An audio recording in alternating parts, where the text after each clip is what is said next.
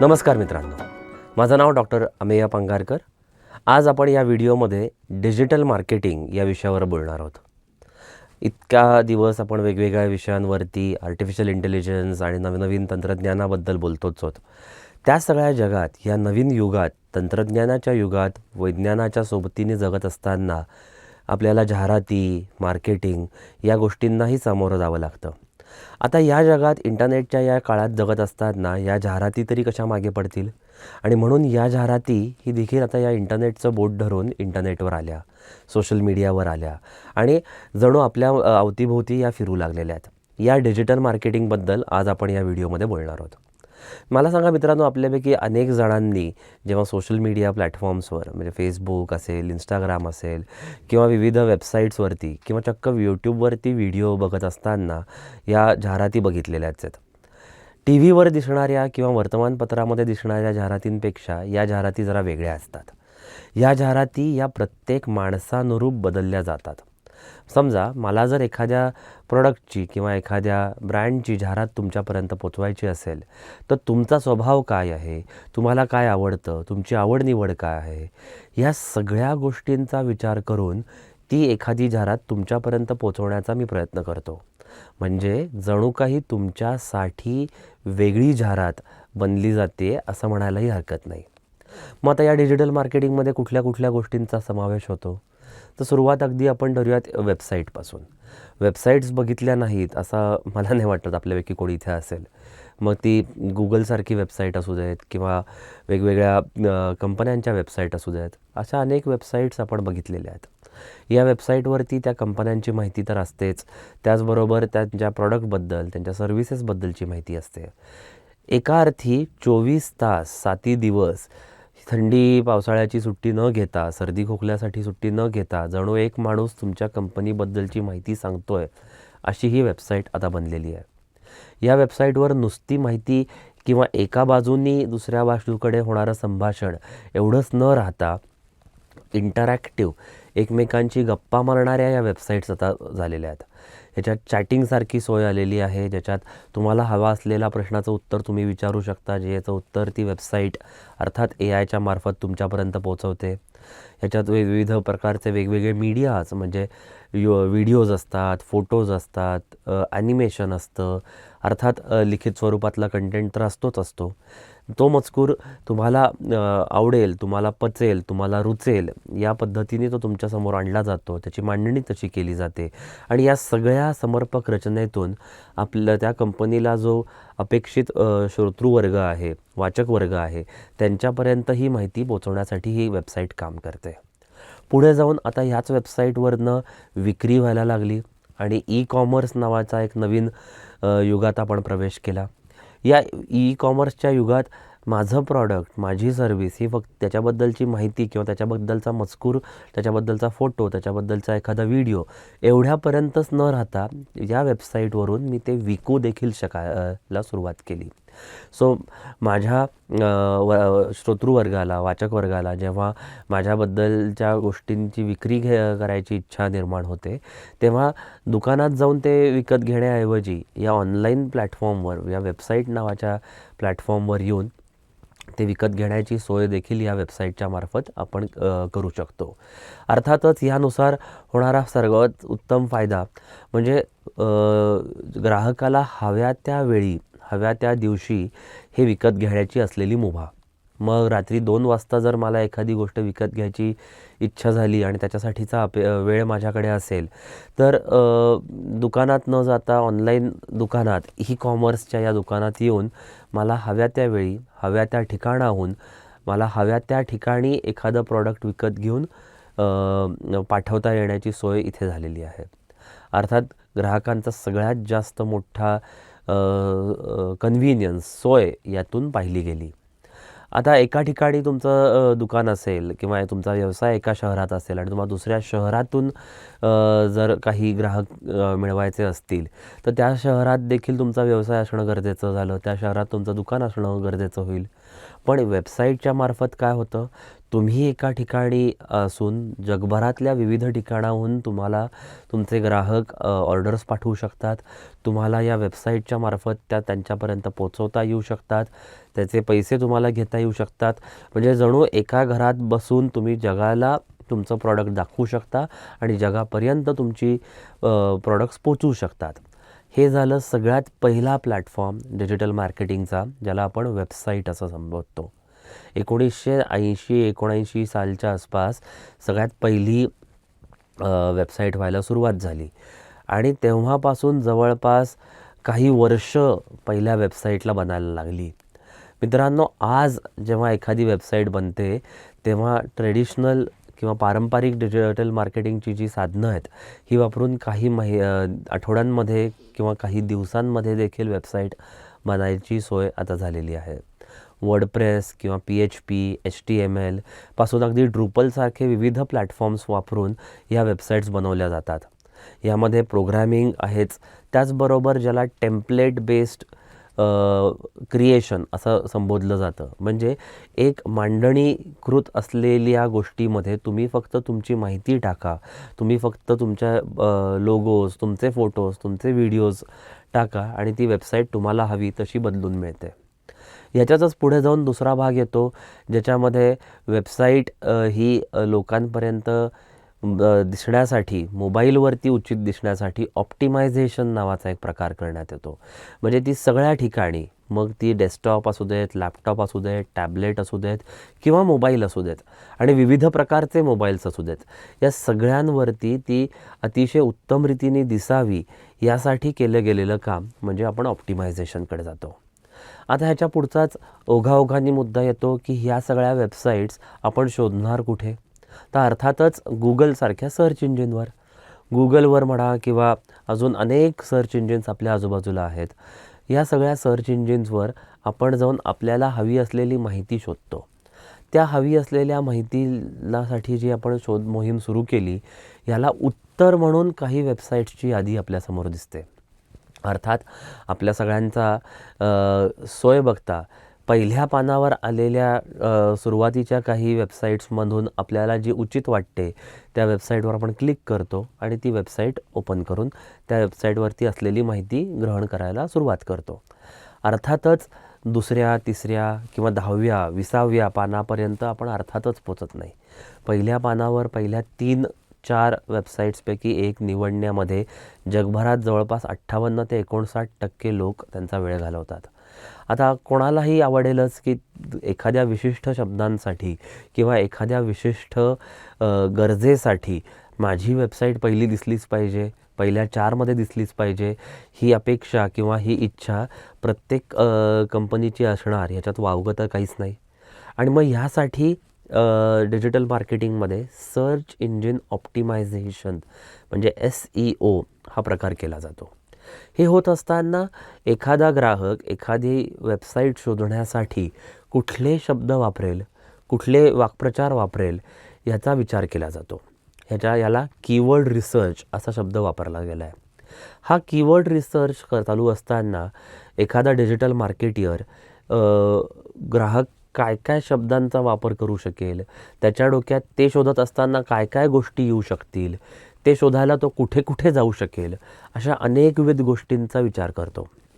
आणि त्या विचारांती ते शब्द, ते वाक्प्रचार, त्या सगळ्या गोष्टी आपल्या वेबसाईटवर कशा असतील याचीही तो चाणाक्ष डोळ्यांनी मांडणी करतो.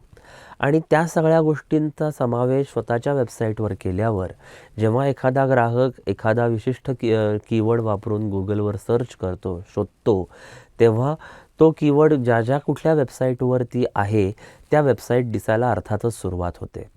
अर्थात तुमची वेबसाईट किती चांगली आहे, त्याच्यावरती किती जणं अनेक वेळा येत आहेत, त्याची सगळ्या मोबाईल्सपासून विविध डिव्हायसेसवरती ऑप्टिमायझेशन कसं झालं आहे, अशा अनेक गोष्टींचा विचार करून पहिला कुठला, दुसरा कुठला, तिसरा कुठला अशा वेबसाईटचे क्रमांक ठरवले जातात. अर्थातच या सगळ्याची सुरुवात होते तुम्ही तुमच्या ग्राहकाची मनस्थिती, तुम्ही तुमच्या ग्राहकाबद्दलची कितपतपणे माहिती तुमच्याकडे आहे, तो एक ग्राहक किंवा एखाद्या वेळी एखादी गोष्ट शोधत असताना काय काय विचार करत असेल हे तुम्ही किती उत्तमपणे आणि उचितपणे ओळखता यावरती ह्या सगळ्या गोष्टी अवलंबून आहेत. आता अर्थात पुढचा मुद्दा आला की सर्च इंजिनवरनं शोधणं, ज्याला डिजिटल मार्केटिंगमध्ये ऑर्गॅनिक मार्केटिंग असा शब्द वापरलेला आहे. ऑर्गॅनिक मार्केटिंग याचा अर्थ कुठलाही पैसे खर्च न करता तुम्ही संयुक्तिकपणे तुमच्या मजकूर लोकांपर्यंत पोचवणं आणि तो व्यवस्थितपणे पोचवत असताना गुगलला किंवा कुठल्याही प्रकारची जाहिरात न करणं, या गोष्टीला ऑर्गॅनिक मार्केटिंग म्हणलं गेलं. मग तुमच्या वेबसाईटवरचा कंटेंट किती उत्तम आहे, तुमच्या वेबसाईटवर ही टेक्निकली किती छान आहे, अशा अनेक निकषांचा विचार करून हे ऑर्गॅनिक मार्केटिंग होत असतं. आता जिथे एका बाजूला ऑर्गॅनिक मार्केटिंग झालं, तसंच दुसऱ्या बाजूला पेड मार्केटिंग आलं. पेड मार्केटिंग याचा सरळसोट अर्थ होतो की सर्च इंजिनला किंवा जिथे कुठे तुम्हाला तुमचा मजकूर दाखवायचा आहे त्या प्लॅटफॉर्मला तुम्ही जाहिरात करा, म्हणजे चक्क पैसे द्या आणि तुमचा मजकूर लवकर लोकांना दिसेल अशा पद्धतीने मांडा.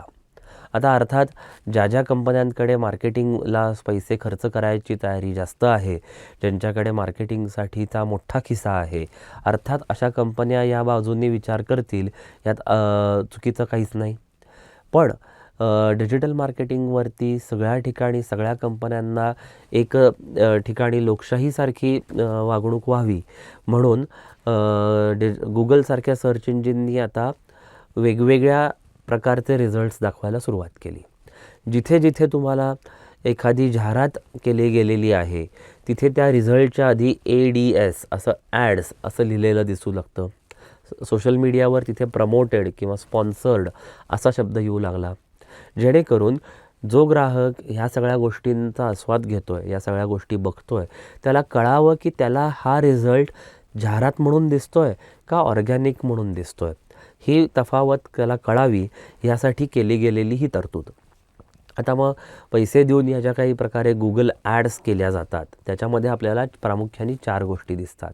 पहिली गोष्ट येते सर्च ॲड्स, म्हणजे तुम्ही एखादी गोष्ट शोधत असताना तुम्हाला दिसणाऱ्या जाहिराती. मग दुसरी येते डिस्प्ले ॲड, तुम्ही काही वेबसाईट बघत असताना तुम्हाला काही इमेजेस, काही क्रिएटिव्स तुम्हाला जाहिरातच्या स्वरूपात दिसतात. व्हिडिओ ॲड्स म्हणजे तुम्हाला यूट्यूबवरती सुरुवातीला किंवा व्हिडिओ बघत असताना मध्ये मध्ये येणाऱ्या त्या ॲड्स, मग यातल्या काही स्किप तुम्हाला करता येतात, काही तुम्हाला बघाव्याच लागतात. काहींचं ड्युरेशन, काहींची कालमर्यादा छोटी असते तर काहींची मोठी असते. अर्थात या सगळ्या गोष्टी तुम्ही किती प्रमाणात पैसे खर्च करू शकताय यावरती अवलंबून आहेत. मोबाईल ॲप्स तुम्ही बघितले असतील, विविध मोबाईलवरती गेम्स खेळलेल्या असाल, या गेम्समध्ये किंवा या ॲप्समध्ये देखील काही जाहिराती येतात, त्या देखील ॲप ॲड्स या फॉर्मॅटच्या अंडर आपल्याला म्हणता येतील. पुन्हा या सगळ्या ठिकाणी एखादा डिजिटल मार्केटियर मला जे प्रॉडक्ट किंवा मला जो ब्रँड प्रमोट करायचा आहे, लोकांपर्यंत पोचवायचा आहे, तो पोचवण्यासाठी जो श्रोतृवर्ग हा बघणार आहे, तो हा बघायला कुठे इच्छुक असेल, तो कुठल्या प्रकारचा कंटेंट बघायला तयार असेल, त्याला व्हिडिओज जास्त आवडतील का इमेजेस जास्त आवडतील, मग तो कुठल्या प्लॅटफॉर्मवरती किती वेळ असेल, या सगळ्या गोष्टींचा विचार करून या अशा प्रकारच्या जाहिराती आपण बनवतो. यूट्यूब आणि या सगळ्या गोष्टीनंतर येते ती अर्थातच सोशल मीडिया नावाचं मोठं जाळं. मग ह्याच्यात फेसबुक, इंस्टाग्राम, लिंक्डइन, आता नुकतंच झालेलं एक्स ज्याचं आधीचं नाव ट्विटर, असे अनेक प्लॅटफॉर्म्स आपल्याला ह्याच्यात बघायला मिळतात. एखाद्या माणसाला दुसऱ्या माणसाशी कनेक्ट होण्यासाठी आजच्या काळातला सर्वात सुसह्य मार्ग म्हणजे सोशल मीडिया असं म्हणलं जातं. जगाच्या एका कोपऱ्यातून दुसऱ्या कोपऱ्यात असलेल्या 2 व्यक्तींना देखील या प्लॅटफॉर्मवरती एकमेकांशी संवाद साधता येतो. हा संवाद चालू असताना अर्थातच विविध ग्रुप्स, विविध पेजेस, फॅन फॉलोअर्स असे सगळेजणं इथे आपल्याला भेटतात आणि काही विषयांवरची चर्चा इथे व्हायला सुरुवात होते. अर्थात हे होत असताना कंपन्या देखील त्यांचा प्रॉडक्ट, त्यांच्या जाहिराती या प्लॅटफॉर्मवरती आणतात. एखादं गोष्टीचं प्रमोशन करण्यासाठी या गोष्टींकडे, या सोशल मीडियाकडे बघितलं जातंच, पण त्याचबरोबर एखाद्या प्रॉडक्टबद्दल, एखाद्या ब्रँडबद्दल लोकांच्या मनात काय भावना आहेत, लोकांचे पॉझिटिव्ह सेंटिमेंट्स आहेत का निगेटिव्ह आहेत, हे जाणून घेण्यासाठी देखील सोशल मीडियाचा वापर सर्रास होतो, हे देखील आपल्याला माहिती असेलच. आपण निवडणुकांपासून ते अगदी आपल्या शहरातल्या एखाद्या दुकानापर्यंत हे देखील आपल्याला सोशल मीडियावरती जाहिरात करताना दिसतात. त्यामुळे छोट्यातल्या छोट्या व्यवसायापासून अगदी मोठ्यातला मोठा व्यवसाय सोशल मीडियापासून आता वंचित राहिलेला नाही. आता या सगळ्या गोष्टींमध्ये डिजिटल मार्केटिंगचं वेगळेपण हे आपल्याला जाणून येतं याच्या पृथक्करण अर्थात ॲनालिसिसमध्ये. मित्रांनो, हा सगळा डेटा, हा सगळी गोष्ट ही इंटरनेटवर होत असल्याकारणाने प्रत्येक बाबींचं आपल्याला पृथक्करण अर्थात सोप्या मराठीत ॲनालिसिस करता येतो. ॲनालिसिस म्हणजे काय की किती जणांपर्यंत माझी जाहिरात पोचली, किती जणांनी ती बघितली, किती जणांनी किती वेळा बघितली, किती जणांनी किती वेळ बघितली, कोणी ती त्याच्यावरती दुसऱ्यांना पाठवली का, कोणी त्याच्यावरती संदेश पाठवला का, एकाच जणांनी 3-3 4-4 वेळा ती बघितली का, अशा अनेक गोष्टींचा आपल्याला ॲनालिसिस करता येईल. ह्याच्यातच पुढे जाता आपल्याला हेही कळू शकतं की कोणी ही जाहिरात किती वाजता बघितली, कुठल्या दिवशी बघितली. अर्थात ह्याच्यामुळे आपल्याला फायदा होईल की पुढची जाहिरात करत असताना त्यावेळी जर मी केली, अमुक एका दिवशी अमुक एका वेळी केली, तर जास्तीत जास्त लोक ह्याच्याकडे आकर्षित होतील याचीही आपल्याला अंदाज यामार्फत येऊ शकतो.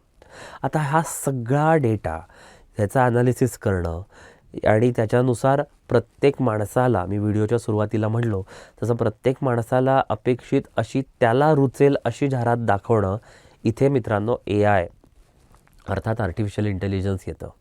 आर्टिफिशियल इंटेलिजन्सचा फायदा घेऊन प्रत्येक माणसाचा स्वभाव ओळखून ह्या ब्रँडच्या बाबत त्याचा पूर्वीचा अनुभव कसा आहे, याआधी त्यांनी हे विकत घेतलं आहे का नाही, अशा अनेक गोष्टी इथे करता येतात. एक साधं उदाहरण घ्यायचं झालं की आपल्यापैकी काहींना हा अनुभव आला असेल की तुम्ही एखाद्या वेबसाईटवर गेलात आणि काहीतरी विकत घेण्याचा प्रयत्न केलात आणि ॲड टू कार्ट केलं, पण ती पूर्ण विकत घेण्याची प्रक्रिया तुमची पूर्ण नाही झाली. तुम्ही मध्येच थांबलात की आणि ती वेबसाईट बंद केलीत. त्यानंतर काही काळाने तुम्ही तुमचं सोशल मीडिया चॅनल ओपन केलं, तुम्ही तुमचं फेसबुकचं पेज किंवा इन्स्टाचं हँडल ओपन केलं आणि तुमच्या अगदी अचाट व्हाल अशा पद्धतीने तुम्ही जे प्रॉडक्ट काही मिनिटांपूर्वी विकत घेऊ शकत होतात त्याचीच जाहिरात तुम्हाला तिथे दिसायला लागते. अगदी तुम्ही निवडलेला जो पर्याय होता, रंगांचा जो पर्याय होता, तेच मॉडेल तुम्हाला दिसायला लागतं. आता इतक्या सेकंदभराच्या अंतरात, इतक्या मिनटाभराच्या अंतरात तुम्हाला ही एवढी जाहिरात दिसली कशी? तुमच्यासाठी अशी जाहिरात बनवली कोणी? अर्थातच AIने. याबरोबर तुम्हाला तुमच्या वाढदिवसाच्या दिवशी, तुमच्या लग्नाच्या वाढदिवसाच्या दिवशी बऱ्याच कंपनींच्याकडून ईमेलवरती तुम्हाला शुभेच्छा पाठवल्या जातात. दिवाळी, नाताळ, दसरा, नववर्ष यांच्या शुभेच्छा पाठवल्या जातात. अर्थातच तुम्हाला प्रत्येकाला पाठवायला तिथे कोणी बसलेला माणूस नक्कीच नाही, हे सांगायला आता माझी गरज नाही. AIचा वापर करून या डिजिटल मार्केटिंगच्या क्षेत्रात सुसाट वेग तर नक्कीच आला. डेटाचं ॲनालिसिस उत्तम व्हायला लागलं आणि प्रत्येक माणसासाठी वेगवेगळ्या जाहिराती करणं आता शक्य झालं आहे. धन्यवाद.